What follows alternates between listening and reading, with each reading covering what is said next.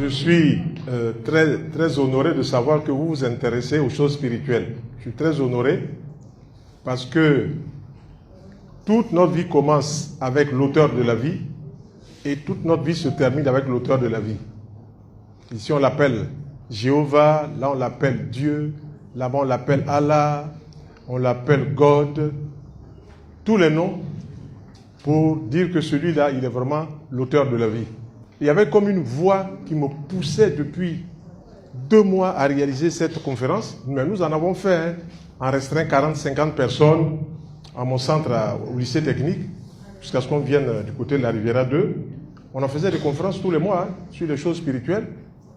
Et j'ai vu que ça intéressait tout le monde, d'ailleurs, qui ne peut pas être intéressé par la spiritualité. Tout le monde. Quand tu fonctionnes là, et puis tu vois que ça ne bouge pas, je rencontre depuis 2 mois où j'ai mis ça sur la toile, je rencontre des gens qui viennent poser des problèmes vraiment cruciaux. Qui posent des problèmes cruciaux. Avant cela, moi je me suis déplacé sur des terrains. Les gens me disent, ah, ma plantation là, j'ai 3 hectares d'EVA, mais quand on fait la saignée, je n'ai même pas 300 000 francs. J'ai dit donc, les employés que tu as là-bas te volent. Ils te volent et je veux te montrer quelque chose comme ça, tu vas les attraper. Et donc, on est parti voir la plantation. Effectivement, 3 hectares, quand on fait une saignée, ça doit faire au moins 1 500 000 francs. À peu près 500 000 francs par saignée. Mais le monsieur, il n'a peine que 300 000 francs. Donc, sur les 15 employés, il y a 12 qui sont des voleurs. Ils sont des voleurs. Quand la saignée arrive, ils saignent ça. Hop, la nuit, ils s'en vont prendre ça. Là-bas, puis ils reviennent s'asseoir là. Et le monsieur revient tous les mois. Il ne comprend pas, ça ne marche pas. Ça n'a pas marché. Ça n'a pas marché. Pourtant, sa poche est remplie d'argent. Ça n'a pas marché. Et puis, on est parti. J'ai dit, bon, ici, là, on va faire l'hexagramme. On va placer l'étoile de David, comme on l'appelle.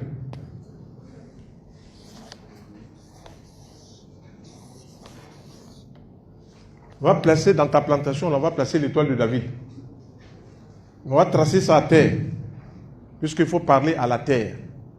Ceux qui lisent la Bible, dans le livre de Jérémie, on dit qu'il faut parler à la terre. Donc, on va tracer cela. Et puis, à chaque point, on va faire des trous.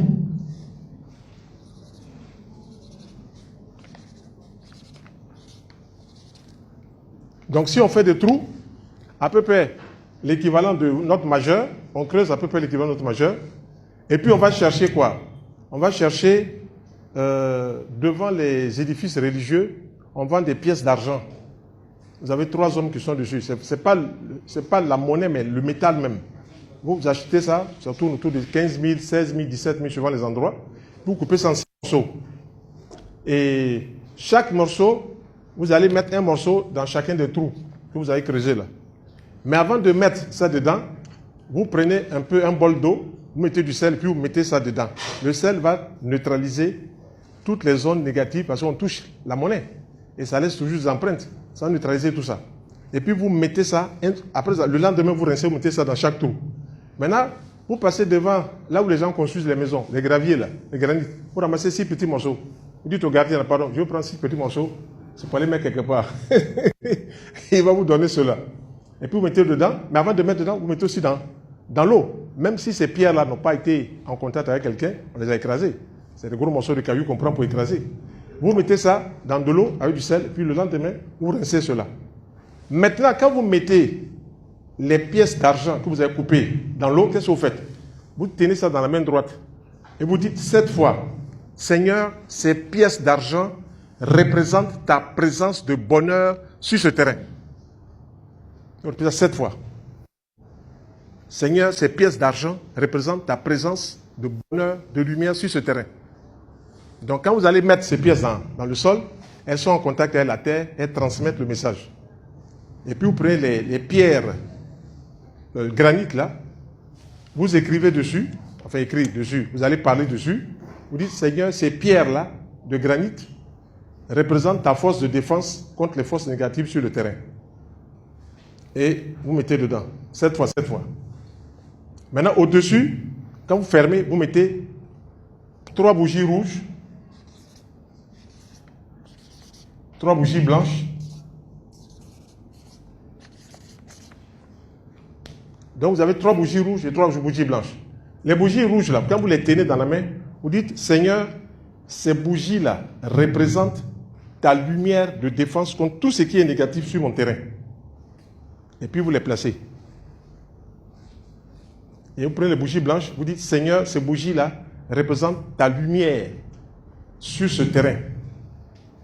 Vous avez placé. Maintenant, vous allez rentrer soit par le nord, soit par l'est. Si vous rentrez par le nord, vous sortez par le nord. Si vous rentrez par l'est, vous sortez par l'est. Mais quand vous rentrez par le nord, vous rentrez avec le pied gauche. Et vous ressortez avec le pied droit. Ce sont des codes.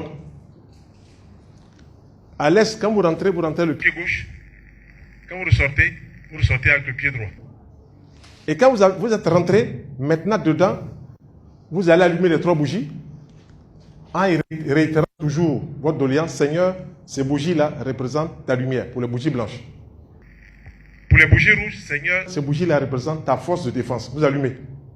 Et puis maintenant, vous allez lire la prière de Salomon. La prière de Salomon, vous pourrez la trouver sur YouTube. Vous pouvez la trouver ici à notre centre là, juste au stand là-bas. Donc, je suis parti, j'ai fait ce que je suis en train de vous dire. Et puis, je me suis mis au milieu. J'ai récité la prière de Salomon 9 fois.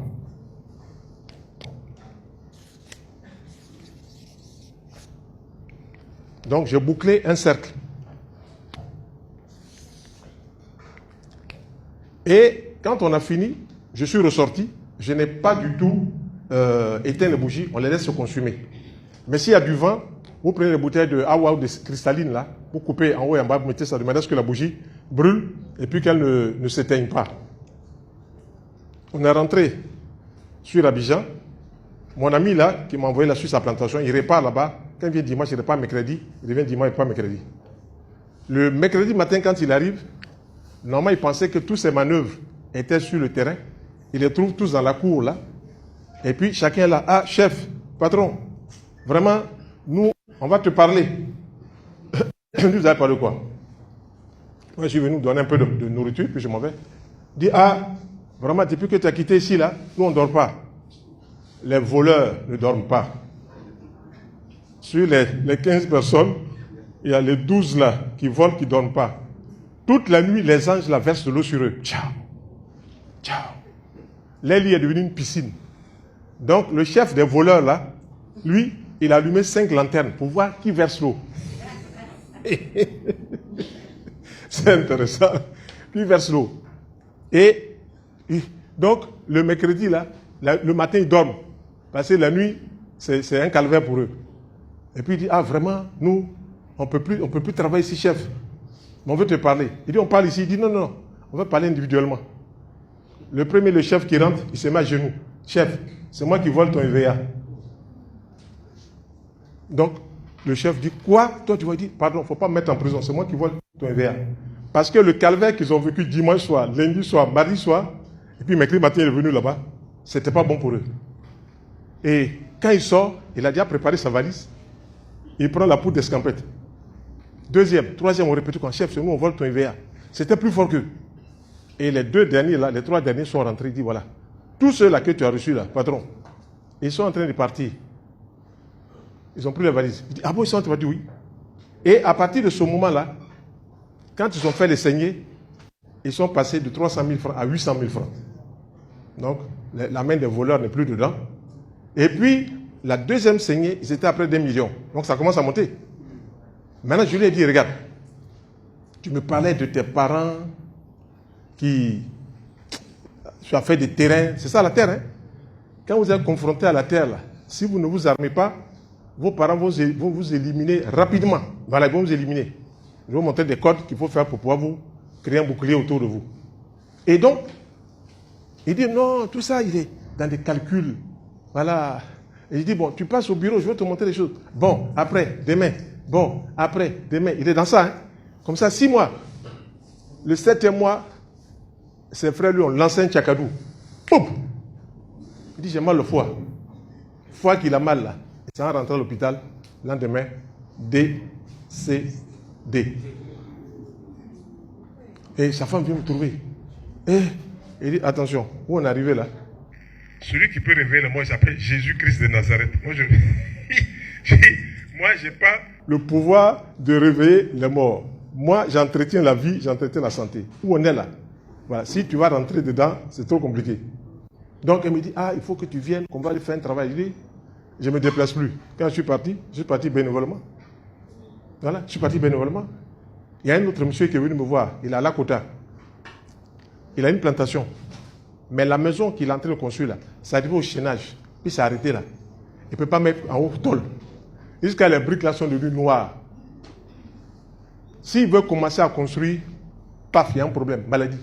S'il veut commencer à construire, paf, il y a un problème, maladie. On est parti. On a fait ça dans la maison qu'il est en train de construire là. Quand on a quitté là-bas, 3 mois après, il a tout construit. Il a monté tout. Mais je lui ai dit, regarde, tu vas sortir un peu d'argent parce que va-viens là. Après, quand on vient comme ça, là, les gens nous lancent des pics. Voilà, nous aussi. Mais avant de partir, mes amis, on s'est bien canqué. Voilà, je vais vous donner des noms de plantes que vous pourrez trouver sur le marché pour bien vous canquer. Donc,